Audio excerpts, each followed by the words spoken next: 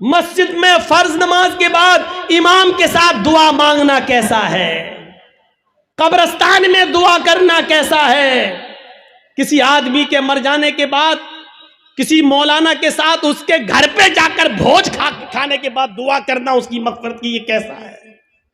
वही पुराने घिसे पिटे सवाल जो हम 15-20 साल से इन इलाकों में आके बोलते जा रहे हैं, वही सवाल, और आज तक हम उनको ख़त्म करने के लिए तैयार नहीं होते हैं। ये हमारी बेशर्मी का हाल है, ये हमारी बेशर्मी का हाल है। मेरे भाइयों, आज फिर एक बात को जहन में बिठा लो, दुआ करना गलत नहीं है। एक बात फिर जहन में रख लो, दुआ एक इबादत है, और इबादत वैसे की जाएगी जैसे जनाब मोहम्मद रसूलुल्लाह ने बताई है। इबादत मोहल्ले के सरदार के तरीके पर नहीं की जाएगी, इबादत मौलवी जर्जीज के तरीके पर नहीं की जाएगी, इबादत मस्जिद के इमाम के तरीके पर नहीं की जाएगी। मस्जिद का इमाम कुरान और हदीस बता सकता है, लेकिन मौलवी के तरीके पर इबादत नहीं की जाएगी। इस बात को आप हमेशा जहन में रखिए। दुआ मुख्कुल इबादा, दुआ इबादत का मग़ज़ है। दुआ के लिए आपको कोई मना नहीं करता है। दुआ जहां अल्लाह के रसूल ने हाथ उठाकर की है आप करिए, कोई मना नहीं करता है। दुआ जहां हाथ उठाकर नहीं की है वहां आप हाथ उठाकर करेंगे तो वहां हम मना करेंगे, इसलिए कि हाथ उठाना साबित नहीं है। मसलन लैट्रीन में जाने की दुआ है, अब आप लैट्रीन में घुस के पढ़िए हाथ उठा के, अल्लाहुम्मा इन्नी औज़ु बिका मिनल खुब्स वल खबाइस। अब बैठिए, बैठिए, दुआ है, क्यों हाथ नहीं उठाया? मैं पूछना चाहता हूं उन लोगों से जो मस्जिद में मजबूर करते हैं इमाम को कि हाथ उठाओ, और पब्लिक से कहते हैं हाथ उठाकर दुआ करो। अगर दुआ के लिए हाथ उठाना है तो लैट्रीन में जाने की दुआ है, बताओ क्यों नहीं हाथ उठाते हो? सब लैट्रीन में क्यों? अरे जब लैट्रीन में दुआ पढ़ सकते हो तो हाथ क्यों नहीं उठा सकते हो? जब लैट्रीन में अल्लाह का नाम ले सकते हो, अल्लाहुम्मा इन्नी औज़ु बिका, तो हाथ उठाने में क्या हर्ज है? क्यों नहीं उठाते हो? अब हमारी अक्ल कह रही है गंदी जगह पर हाथ कैसे उठाएं? अभी अक्ल ही तो कह रही है ना। तो मैं कह रहा हूं गंदी जगह पर फिर अल्लाह का नाम क्यों ले रहे हो? नहीं साहब, वो तो अल्लाह के नबी ने बताया है, तो अल्लाह के नबी ने बताया, तो यहाँ अल्लाह के नबी ने हाथ नहीं उठाया तो हम हाथ नहीं उठाएंगे। अच्छा, खाना खाओ, क्या दुआ है? बिस्मिल्लाह या बिस्मिल्लाहि व अला बरकतिल्लाह, ये दुआ है खाना खाने की। अब आप खाना बैठो, जर्जी साहब खाना लग गया, बिस्मिल्लाह, अब हम खाएं, या बिस्मिल्लाहि व अला बरकतिल्लाह, अब हम बोलिए। चलो ये तो लैट्रीन नहीं है, ये तो घर है। यहां पर हाथ उठाकर अगर कोई आदमी दुआ करे बिस्मिल्लाह या बिस्मिल्लाह व अला बरकतिल्लाह, तब खाना खाए, कैसा लगेगा आपको? क्यों नहीं उठाते हो? ये भी तो दुआ ही है। साहब अल्लाह के नबी ने नहीं उठाए इसलिए हम नहीं उठाए। आ गई ना बात वही, जहां नबी ने उठाया वहां उठाओ। हम भी तो यही कह रहे हैं, जहां नबी ने नहीं उठाया वहां मत उठाओ। हम भी तो आपसे यही कह रहे हैं। अच्छा, वुजू बनाया, क्या दुआ पढ़ते हो? बिस्मिल्लाह। वुजू के बाद क्या दुआ पढ़ते हो? अशहदु अल्ला इलाहा इल्लल्लाह व अशहदु अन्ना मुहम्मदन अब्दुहु व रसूलुहु अल्लाहुम्मा जअलनी मिनत तव्वाबीन व जअलनी मिनल मुतत्तहिरीन, यही दुआ तो पढ़ते हो।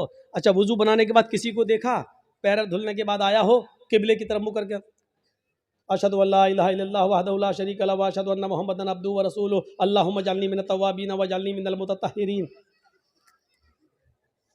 मैं पूछना चाहता हूं क्यों नहीं पढ़ हाथ उठाते हो? यहां वुजू के बाद की दुआ है, हाथ उठाना साबित नहीं है। अजान के बाद की दुआ है, अल्लाहुम्मा रब्बा हाज़िहि दावति ताम्मा व सलातिल काइमा आति मुहम्मदनिल वसीला वल फजीला, लेकिन हाथ उठाना साबित नहीं है। चांद देखकर दुआ मांगना साबित है, चांद देखकर दुआ मांगी जाए, लेकिन हाथ उठाना साबित नहीं है। इसी तरीके से कब्रिस्तान में जाकर दुआ करना जायज है। अल्लाह के नबी ने फरमाया इस्तगफिरू लिअखीकुम, अपने भाई के लिए दुआ करो। हर आदमी को मिट्टी देने के बाद अपने भाई के लिए दुआ करना चाहिए, लेकिन यहां हाथ उठाना साबित नहीं है। जैसे इन जगहों पर हाथ उठाना साबित नहीं है, ऐसे ही कब्रिस्तान में भी हाथ उठाकर दुआ करना साबित नहीं। या है तो हमें बताओ कहां है। नहीं साहब, उठा लें तो हर्ज क्या है। अब इसका जवाब सुनो। अरे हमने हाथ उठाकर दुआ कर ली तो हर्ज क्या है। तो अब मुझे जवाब दो, लैट्रीन में हमने कह दिया हाथ उठाकर अल्लाहुम्मा इन्नी अऊज़ु बिका मिनल खुब्ज़ि वल खबाइस, तो हर्ज क्या है, मुझे इतना बता दो। अजान के बाद हमने हाथ उठाकर दुआ मांग ली है, अशहदु अल्ला इलाहा इल्लल्लाह, हर्ज क्या है मुझे बता दो। यहां आपको हर्ज लगता है, मुझे कब्रिस्तान में हाथ उठाकर दुआ मांगने में हर्ज लगता है। क्यों इस्लाम को अपने और अपने बाप दादा के तरीके पर चलाना चाहते हो। इस्लाम चलेगा तो सिर्फ फातिमा के बाप के तरीके पर चलेगा। इस्लाम न तुम्हारे तरीके पर चलेगा, न मेरे, न तुम्हारे बाप के तरीके पर चलेगा, न मौलवी जर्जीज के बाप के तरीके पर चलेगा। इस्लाम चलेगा तो जनाब मोहम्मद रसूलुल्लाह के तरीके पर चलेगा। आपको नमाज पढ़ने के बाद दुआ से कोई नहीं रोकता। यकीन मानिए, नमाज पढ़ने के बाद आप दुआ करिए, हम आपको नहीं रोकते हैं। अच्छा अमल है नमाज पढ़ना, और नमाज के बाद दुआ मांगना अच्छा अमल है। मांगिए मांगिए, मना नहीं किया जा रहा है। लेकिन यहां अल्लाह के रसूल से हाथ उठाकर दुआ मांगना, और नबी के हाथ उठाने के बाद सहाबा का हाथ उठाना, और नबी का हाथ चेहरे पर फेर कर पहनना, और उसके बाद सहाबा का भी हाथ चेहरे पर फेर लेना, नबी का दुआ मांगना और सहाबा का उस दुआ पर आमीन आमीन कहना, यहां नमाज के बाद साबित नहीं है। इसलिए आपको भी ऐसा नहीं करना है। अकेले आप जितनी लंबी दुआ मांगना चाहे मांगे। आपकी बेटी बड़ी है, शादी के रिश्ते आते टूट जाते हैं, नमाज के बाद दुआ मांगिए, अल्लाह मेरी बेटी को कोई दीनदार रिश्ता अता फरमा दे। आपकी रोजी रोटी में बरकत नहीं, अल्लाह मुझे मेरी रोजी रोटी में बरकत दे। आपको जितनी दुआ मांगना मांगो, ये 2 मिनट वाली दुआ को रस्म मत बनाओ मेरे भाई। इमाम साहब ने कहा अस्सलाम वालेकुम बरहमतुल्लाह, अस्सलाम वालेकुम बरहमतुल्लाह, अल्लाहुम्मा आमीन, आमीन, पीछे कर आमीन आमीन आमीन आमीन। अबे ये कौन सी दुआ है। और 2 मिनट में ला इलाहा इल्लल्लाह मुहम्मदुर रसूलुल्लाह, 2 मिनट में तेरी भी जरूरत पूरी हो गई, 2 मिनट में उसकी भी हो गई। वहां इमाम कह रहा अल्लाह मेरी रोजी रोटी में बरकत दे, आप कह रहे हैं आमीन। अरे फायदा तो इमाम का हो रहा, आपका क्या हो रहा है मुझे बताओ। वो इमाम तो अपनी दुआ कर रहा है?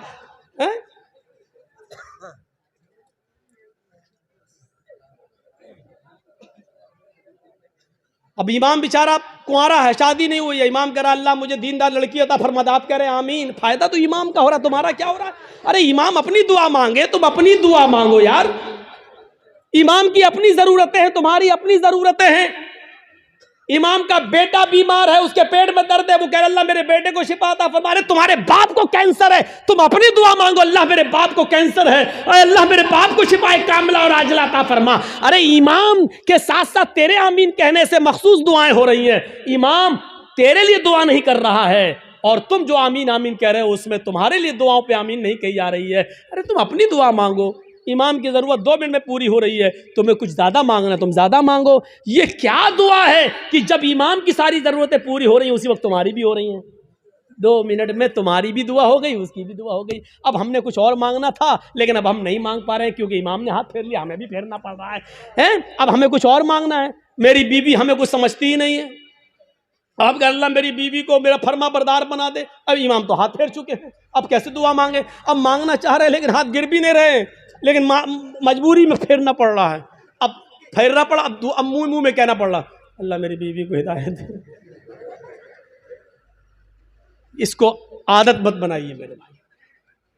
दुआ को हम मना नहीं कर रहे हैं, नमाज के बाद भी दुआ को मना नहीं कर रहे हैं। दुआ को हम सिर्फ इसलिए मना कर रहे हैं कि सलाम फेरने के बाद आदमी आज़ाद हो गया है। वो अपनी दुआ मांगे, आप अपनी दुआ मांगिए। वो 2 मिनट मांगो, 5 मिनट मांगो, 10 मिनट मांगो, 15 मिनट मांगो, आधा घंटा मांगो।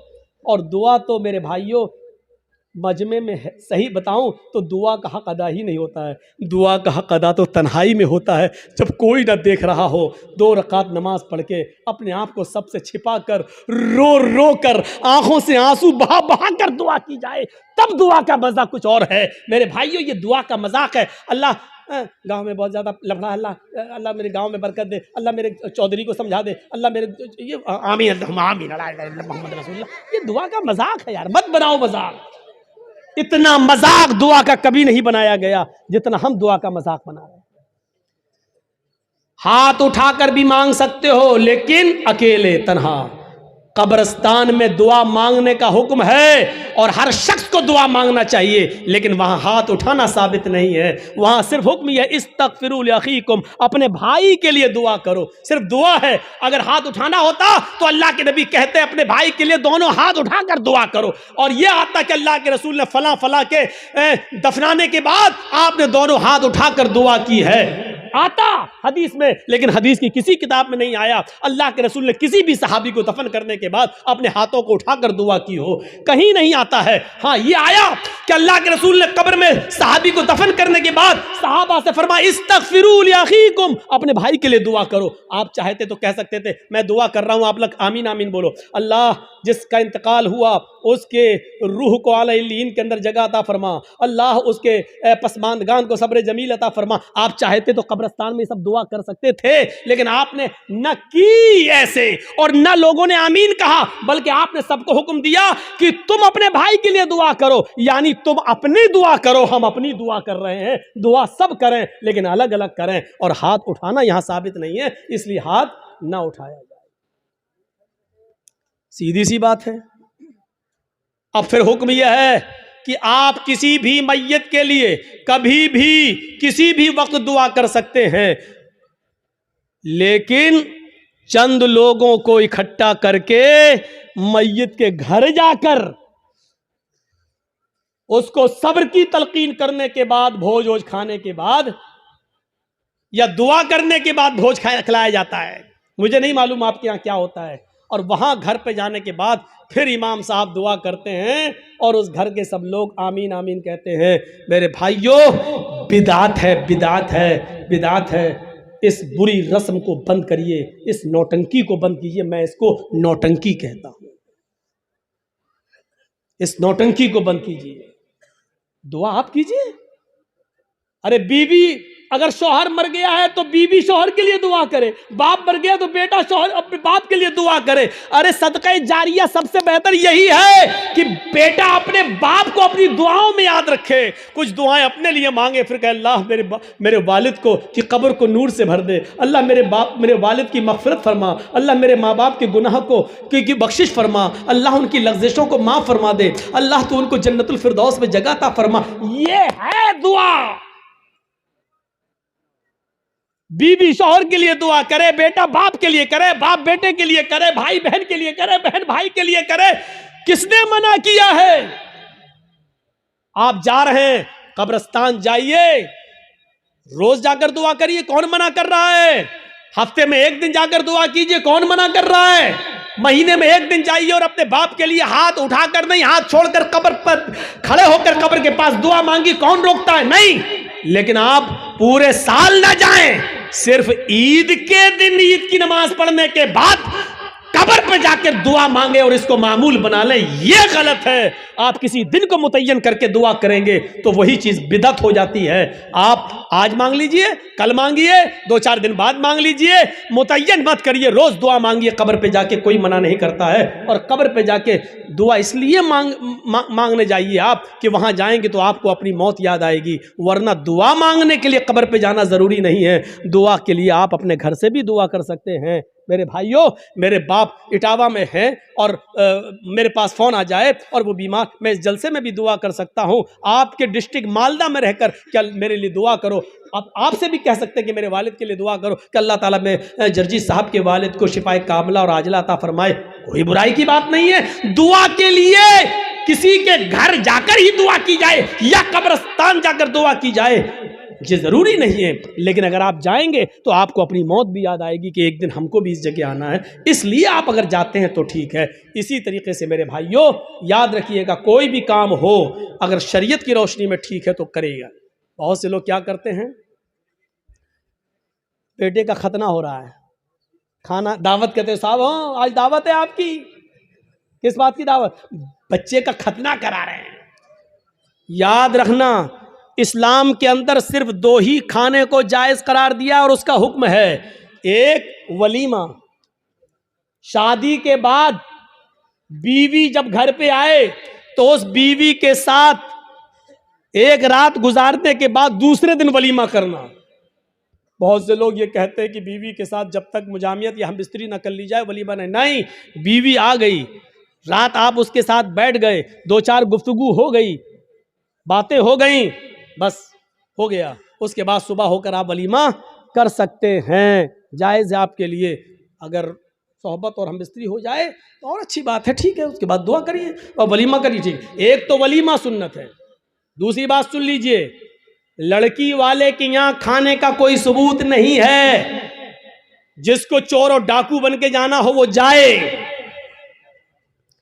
लड़की वाले को न खिलाने का हुक्म है, न लड़की वाले के यहाँ जबरदस्ती बैठकर खाने का हुक्म है, न शरीयत ने लड़की वाले को खिलाने का मुकल्लफ बनाया है, वलीमे को सुन्नत कहा है। एक सहाबी अल्लाह के नबी के पास आए, आपने देखा उनके कपड़ों पर कुछ पीलापन है, जाफरान लगी हुई है, खुशबू आ रही है, आपने कहा ये क्या? कहा अल्लाह के नबी शादी कर ले।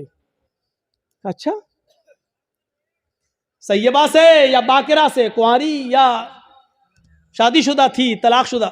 कहा अल्लाह के नबी बाकिरा तो नहीं है, कुंवारी, लेकिन हाँ एक बेवा से शादी की जिसका शौहर इंतकाल हो चुका। ऐसा क्यों किया?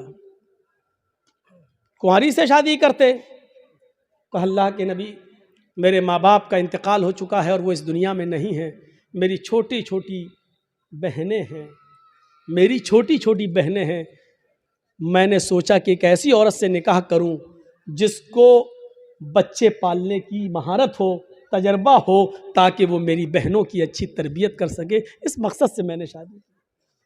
आपने कहा अच्छा कोई बात नहीं, वलीमा किया? कहा नहीं।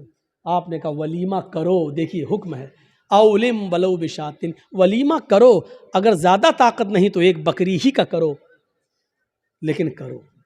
वलीमा करने से लोगों को पता चल जाएगा कि इसकी शादी हुई है, ये लोग नाजायज़ तरीके से नहीं रह रहे हैं, जायज़ तरीके से रह रहे हैं। वलीमे का हुक्म है, वलीमा करना चाहिए।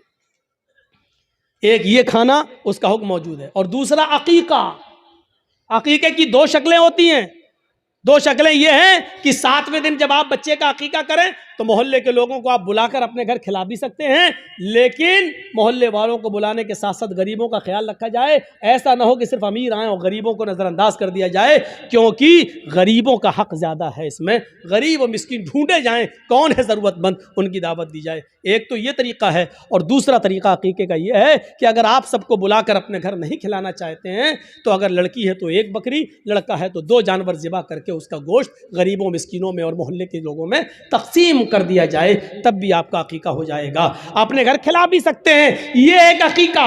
अकीके के अलावा, वलीमे के अलावा और कोई खाने का हुक्म और सबूत नहीं है हदीस के अंदर।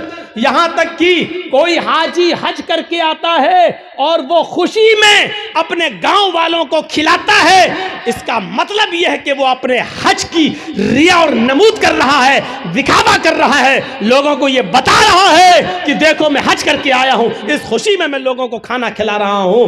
हाजी को हज का खाना भी नहीं खिलाना चाहिए। अगर ऐसी इबादतों पर खाना खिलाना जायज़ होता तो फिर नमाजी को नमाज पढ़ के आने के बाद भी खिलाना जायज़ होता। फिर ईद की नमाज पढ़कर भी किसी को दावत दे तो उसकी दावत भी जायज़ होती। मेरे भाइयों, क्योंकि यह इबादत है और फिर इबादत पर फिर एक आम रस्म बन जाएगी। फिर ज़कात देने वाला ज़कात देने की खुशी में खिलाएगा, लो आज हमने इतनी ज़कात दी। फिर रमज़ान का रोज़ा रखने के बाद, 30 रोज़े पूरे होने के बाद फिर लोग की दावत दे, ओ मैंने 30 रोज़े रख लिए। लो, हज भी एक इबादत है। जब इन इबादतों पर आप किसी को खाना नहीं खिलाते हैं तो हज पर भी आप किसी को खाना नहीं खिला सकते। जब हज जैसी इबादत पर खाना नहीं खिला सकते तो फिर खतने का खाना कैसे जायज़ हो सकता है? मेरे प्यारे साथियों, खतने का खाना जायज़ नहीं है, ना खतने की दावत जायज़ है। हाँ, अगर अकीके वाले दिन ही आप बच्चे का खतना कर रहे हैं तो लोगों को अकीके की दावत दीजिए, खतने की दावत मत दीजिए। और ये कहिए कि हमारे यहाँ अकीका हो रहा है, अकीके का खाना खाइए। और मैं खतने का नहीं, खतने की अगर कोई दावत देता है तो आप उस दावत को रिजेक्ट करिए और उस खतने की दावत में आप मत जाइए, क्योंकि खतने की दावत में शिरकत करना जायज़ नहीं है। मेरे प्यारे साथियों, ये चंद बुनियादी मसाइल थे जो मैंने छेड़ दिए हैं आपके कहने पर, लोगों के बताने पर। मुझे उम्मीद है कि अब आपकी अक्ल में अच्छी तरह बैठ गए होंगे। हम अल्लाह से दुआ करते हैं कि बारे अल्लाह हमारी ख़ताओं को माफ़ फरमा दे, गुनाहों को बख्श दे, हमारे अंदर ईमान की कैफियत पैदा फरमा दे, ईमान की ताकत हमारे अंदर पैदा फरमा दे। और फिर वही दुआ कि अल्लाह जब तक तू हमें ज़िंदा रख, इस्लाम पे ज़िंदा रखना, और जब हमारा ख़ात्मा हो तो ईमान पर हमारा ख़ात्मा फरमाना। वमा अलैना इल्लल बलागुल मुबीन व आखिरु दावाना अनिल हम्दुलिल्लाहि रब्बिल आलमीन। अस्सलामु अलैकुम व रहमतुल्लाहि व बरकातुहू।